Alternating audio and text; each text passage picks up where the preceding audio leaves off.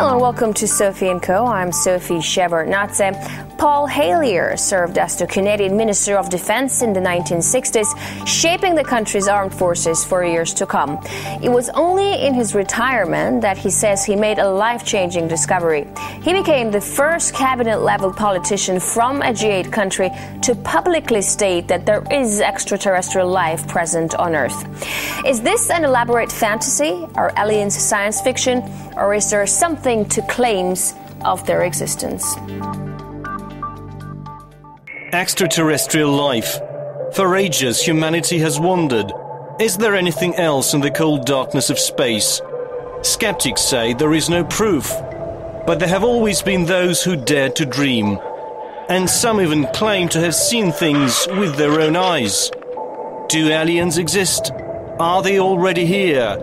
Do they pose a threat or a chance for salvation? Honourable Paul Hellyer, former Minister of Defense of Canada, and he believes that life forms from space exist and are present on Earth. It's great to have you with us on our show. Why do you say that UFOs are as real as the airplanes flying over our heads? Well, because I know that they are. They've been, as a matter of fact, they've been visiting our planet for thousands of years.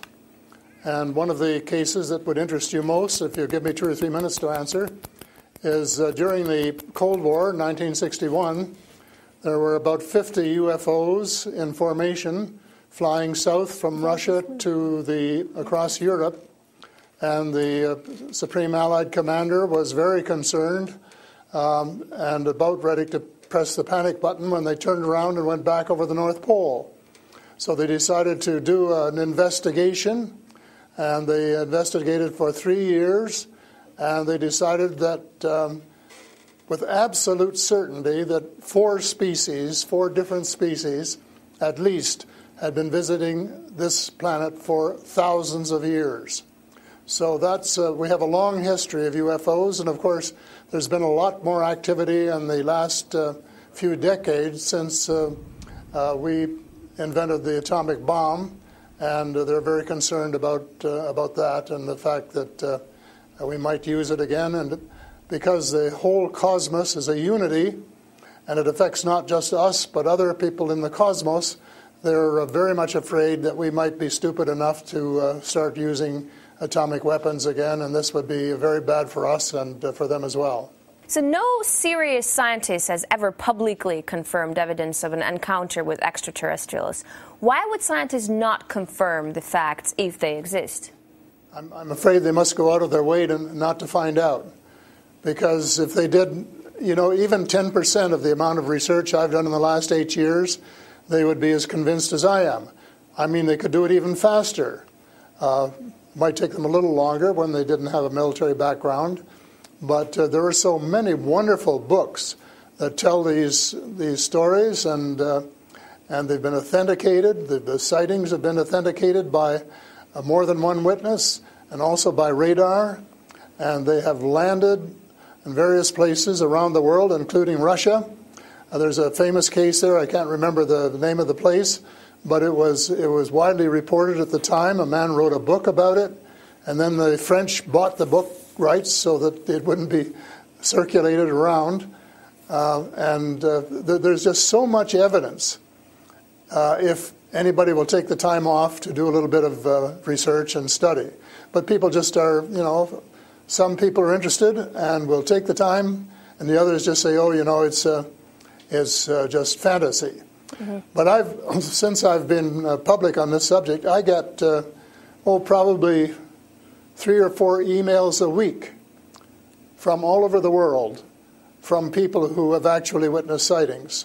And some of them who have actually been on the ships, and some of them who have actually been transported to another planet.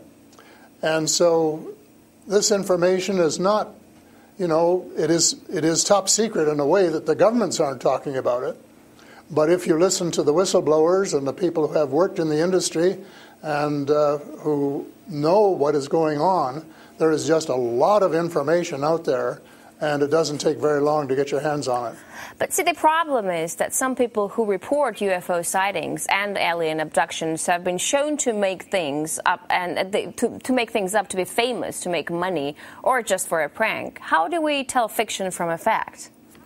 Well, you have to spend a lot of time trying to find. We used to say separating the wheat from the chaff, and it takes a lot of effort. When I was minister, I got sighting reports, and when we checked them out, about 80%, about 8 out of 10, were not real. There were sights of Venus or plasma or a dozen other things, but there were 15 or 20% for which there was no explanation, and they were the genuine unidentified flying objects. These things go way back. One of the conferences I went to was in Las Vegas, was promoted by a chap who had written a book about crashes. And there were dozens and dozens and dozens of them, and many of them very, very well authenticated, so that it would be impossible to read all of that evidence and not to come to the conclusion that these vehicles were real. Have you ever had your own encounter with aliens? Not an encounter with aliens, no. I have seen a UFO about 120 miles north of Toronto over Lake Muskoka, where I have a cottage. And 2 years ago, last Canadian Thanksgiving, which is October, my wife decided she wanted to go out and look at the stars. So I'm not much of a night man, but I put on my cap and went out with her. And she looked into the eastern sky and said, "There's a star." And I turned around the other way and I said, "Oh, there's a much brighter one over here." And she looked, and it was. And we watched it until our necks almost broke for about 20 minutes. And it was definitely a UFO, because it could change position in the sky by 3 or 4 degrees in 3 or 4 seconds. And I checked out, there were no satellites that could do that. The space station wasn't going by, and it isn't able to move that fast anyway. And there was no other explanation except that it was the real thing. And 2 days later, I went down on the dock, got a comfortable chair, and watched it came back almost to the same spot and entertained me for as long as I could take it. And then I went back to the cottage. But it was very interesting, because it would drop down in the sky, and then it would roar back up, and then it would shift across a few degrees and do a circle and come back at a speed, but just astronomical speeds. As you know, they travel very, very fast. So does it just look like a falling star that falls really quickly and then rises again? What does it look like? Well, it just looked like a star. It just looks like a star. Right. And I don't know if you're a person who has ever read the Bible or not, but I think the Star of Bethlehem is one of God's flying saucers. Mm-hmm. But you also tell me that people write you emails, 3 to 5 emails a week, and they've actually been abducted, or they have encounters with the aliens. Do they actually tell you what these aliens look like? I mean, everyone's interested. How would I know if I see an alien and if he abducts me? Well, the first question you have to ask is, how many species are there? And I used to think there were, between 2 and 12. And Apollo astronaut Edgar Mitchell, who came to Toronto a few years ago and had dinner with us, agreed there was somewhere between 2 and 12. But the latest reports that I've been getting from various sources are that there are about 80 different species. And some of them look just like us, and they could walk down the street and you wouldn't know if you ran, walked past one. And they're what we call the Nordic blondes, and also the tall whites, who were actually working with the United States Air Force in Nevada. They're able to get away with that. They had a couple of their ladies dressed as nuns went into Las Vegas to shop, and they weren't detected. And I have a friend who saw one of the men walking along the street, and somebody who would recognize that they were different, and he did. So there are those kind, and then there are the short grays, as they're called. And they're the ones that you see in most of the cartoons. They have very, very slim arms and legs, and they're very short, just a little over 5 feet. And they have a great big torso and a great big head and great big brown eyes. But they're different species, so you have to know that they're different species, and it's and know that they're all different. Mm-hmm. So if you saw the short gray, greys, you certainly know that there was something up that you'd never seen before. But if you saw one of the Nordic blondes, well, you'd probably say, "Oh, I wonder if she's from Denmark or somewhere," So this species that you're describing, are they all different in terms of nice and mean? Are some of them nice and benevolent? Are others nasty? Or how are they? Are they good to people on Earth, or are they here to harm them? Well, it's a difficult question to answer because they have different agendas.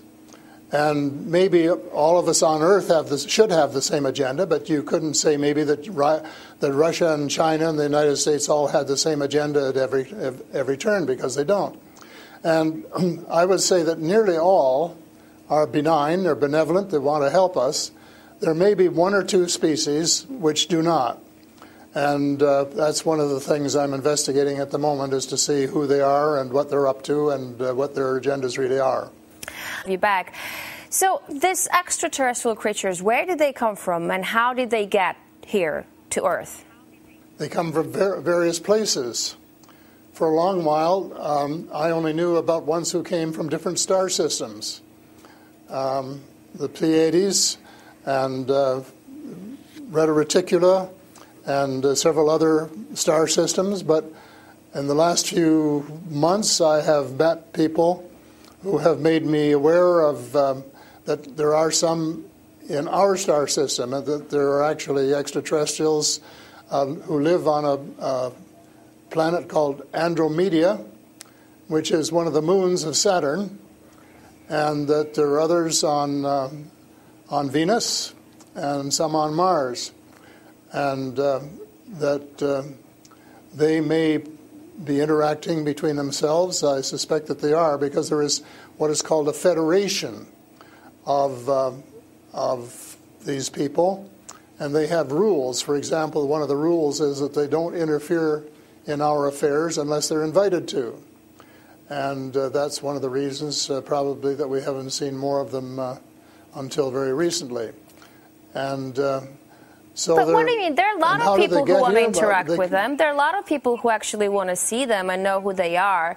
What, they need a special invitation to interact with us? What does it mean? They don't want to interfere into our affairs.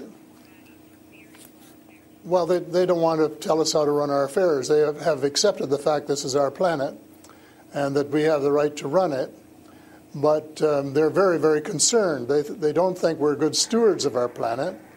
We're not. We're clear-cutting our forests, and we're polluting our rivers and our lakes, and we're dumping sewage in the oceans, and we're doing all sorts of things which are not what good stewards of their homes should be doing.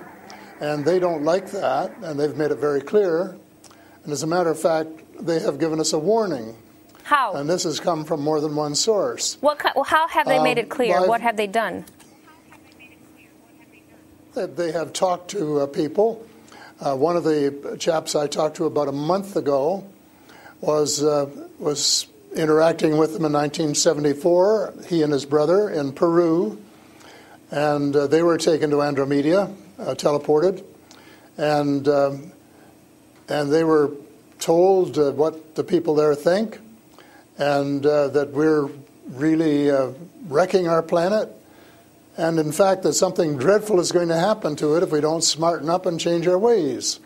We spend too much time fighting each other, we spend too much money on military expenditures, and not enough on feeding the poor and looking after the homeless and the sick, and that we are polluting our waters and our air, and that we're playing around with these exotic weapons, thermonuclear weapons and atomic weapons, which have such a devastating effect both on our Earth and on other areas in the cosmos, and they don't like that. And that's the reason they would like to work with us to teach us better ways, but only, I think, with our consent. And they work through individuals, and they try and pick out individuals who won't be frightened to death of them, because they can give you quite a fright. One of the cases I'm familiar with was the tall whites in Nevada, where the United States airmen working with them, were just frightened to death of them. And one, Charles Hall, rescued the daughter of one of the high-up people in the tall whites, and as a result became very good friends with the mother. And as soon as they could trust each other, they had a wonderful relationship. And he wrote a book about it. It's called Millennial Hospitality. Millennial Hospitality. And it tells you how you go through these stages of being scared out of your wits. But then when you establish a trust and a working relationship, why you can have the same relationship, same kind of relationship that you would have with someone here on Earth. But here's what I'm thinking. If you're outing their presence, which is clearly not what they want since they're hiding, why aren't they so afraid of, why aren't you afraid of repercussions? Because you're obviously stating that they're here among us, and you're telling me all these species that exist. They are here among us, and I'm not afraid because in most cases, as far as technology is concerned, they're light years ahead of us, and we have learned a lot of things from them. A lot of the things that we use today, we got from them, lead lights and microchips and Kevlar vests and all sorts of things that we got from their technology, and we could get a lot more too, especially in the fields of medicine and agriculture, if we would go about it peacefully.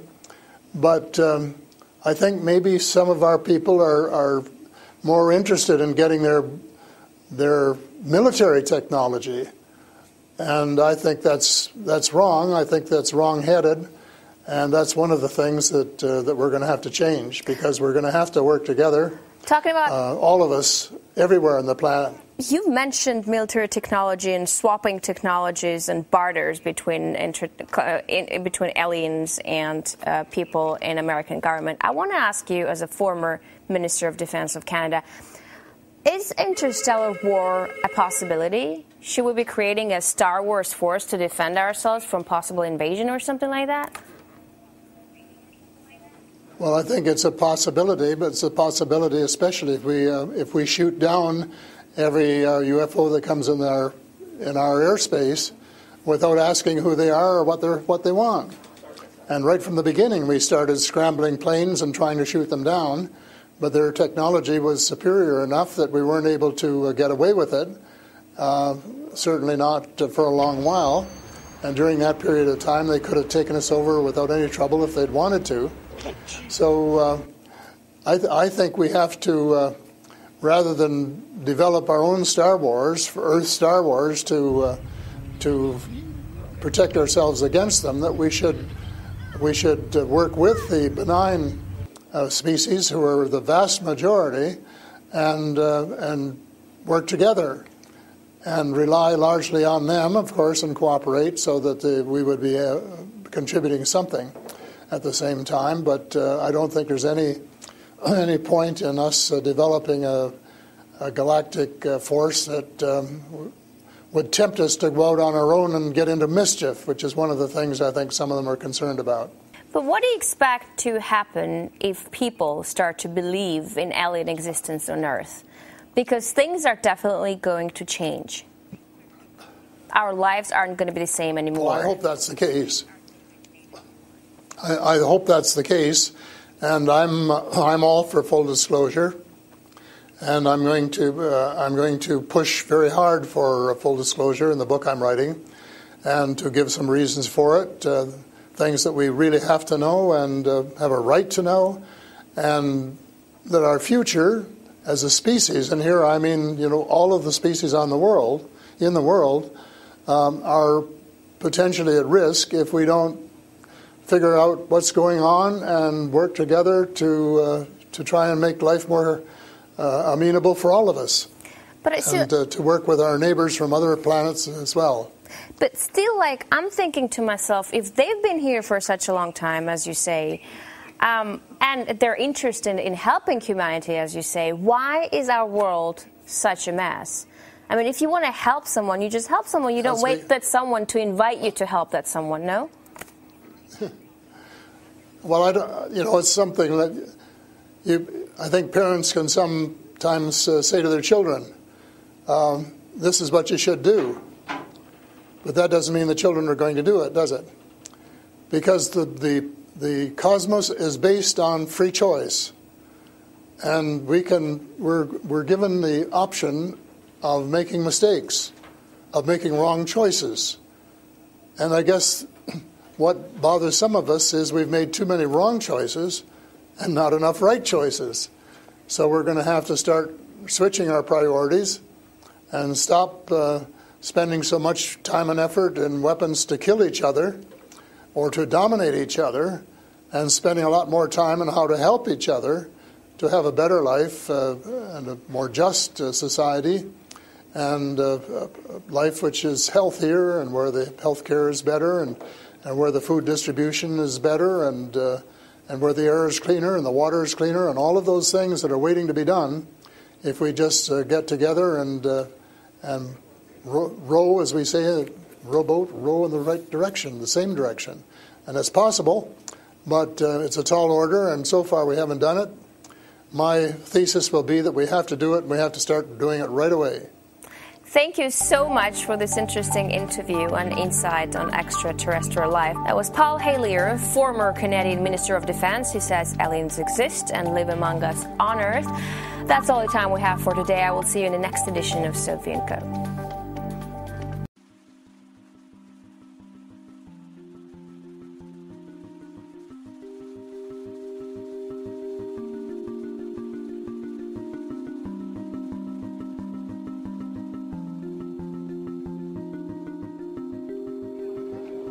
We were saying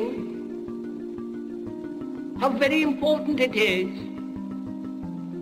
to bring about in the human mind the radical revolution. The crisis is a crisis in consciousness, a crisis that cannot anymore accept the old norms, the old patterns, the ancient traditions. And considering what the world is now, with all their misery, conflict, destructive brutality, aggression, and so on, man is still as he was. He's still brutal, violent, aggressive, acquisitive, competitive, and he has built a society along these lines.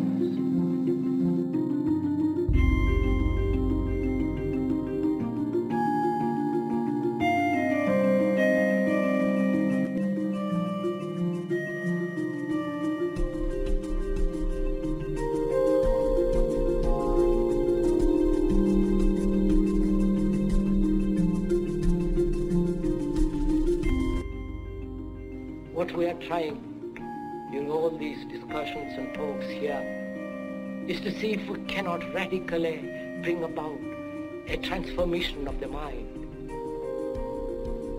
Not accept things as they are,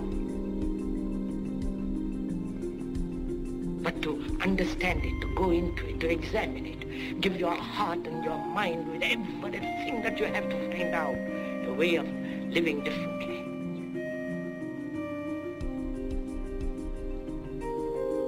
But that depends on you and not somebody else. Because in this there is no teacher, no pupil, there's no leader, there's no guru, there's no master, no savior. You yourself are the teacher and the pupil, you are the master, you are the guru, you are the leader. You are everything. And to understand is to transform what is.